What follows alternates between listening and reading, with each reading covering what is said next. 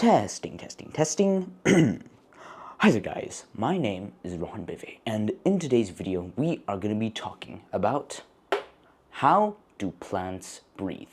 Now, in today's video we are going to be talking about, well, how do plants actually breathe?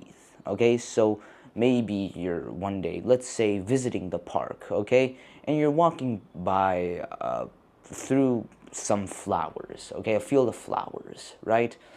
But have you ever wondered, how do these plants or flowers even breathe? Okay, so how do they intake gases?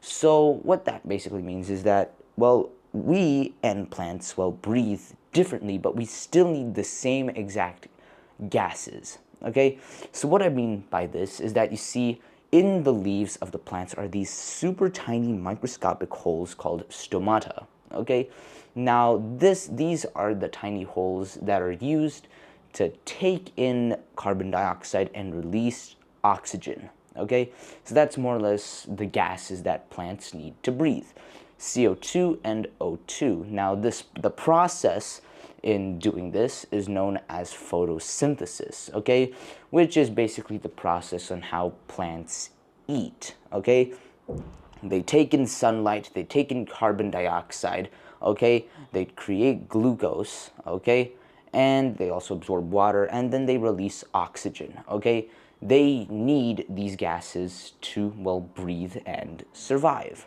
Okay, so like during the day they absorb the carbon dioxide from the air, okay, through the stomata holes, okay, into the system, right? They also take water from the roots, okay, and they basically make food by creating glucose, consume that glucose, and then release oxygen out. Okay, what if it's in the night? Okay, now since there is no daylight, they can't do photosynthesis, but they can still breathe. They, instead of taking in carbon dioxide like usually, they instead take in oxygen and release carbon dioxide.